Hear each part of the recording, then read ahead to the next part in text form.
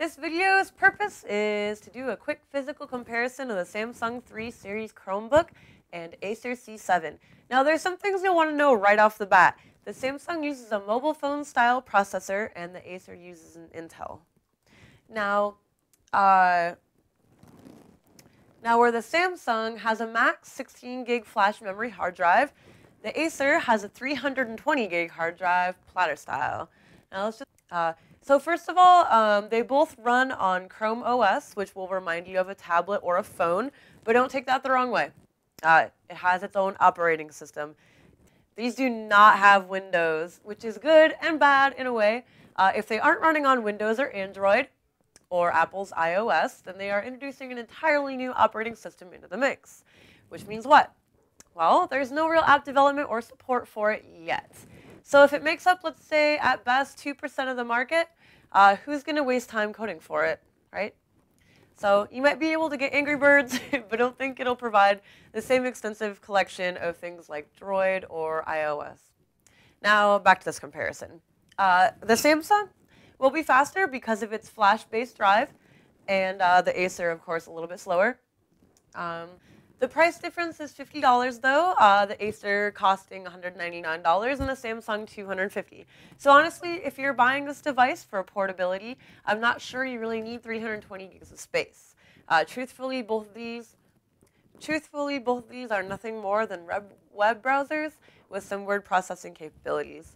Yet, anyways, I'm sure Google will do something awesome with it eventually, maybe. But for now, I'm not sure either of these have a place in my heart or my tech life.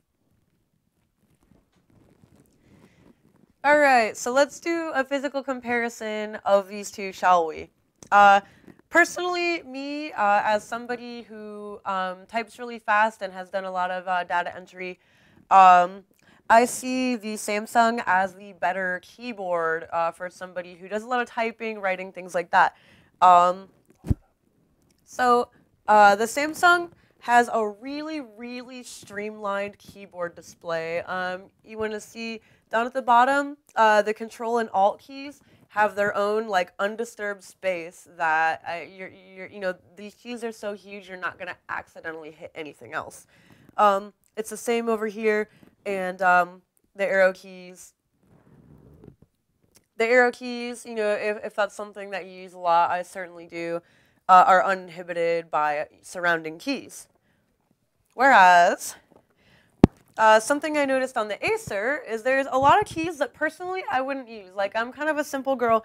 You've got like a search key, an FN key.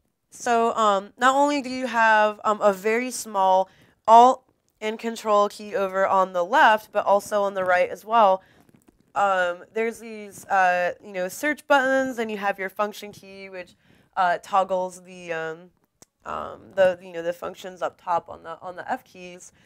You know, but I really find that I'm using a lot of the keyboard shortcuts with Control and Alt an awful lot. And if there's these extra buttons in here, I'm probably gonna make you know, mistakes more often. Also, I think the Acer really made a big mistake having very small arrow keys over here with surrounding page up and page down buttons. Big mistake in my book.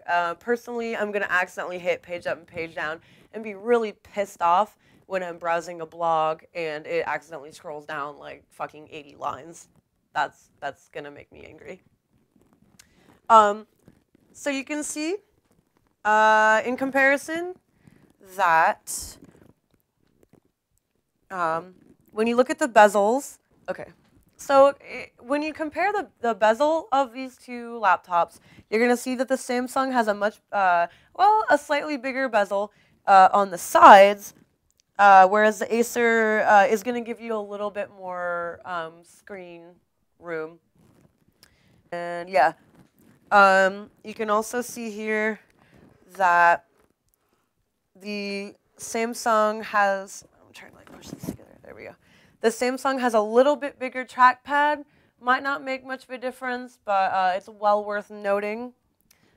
It's really just a fraction of an inch on both sides bigger. However, as far as the ports, You know, the Samsung has the USB 3.0 capability, whereas the Acer does not. They both have HDMI ports. The Samsung has the majority of its ports on the back, whereas the Acer has most of them on the side.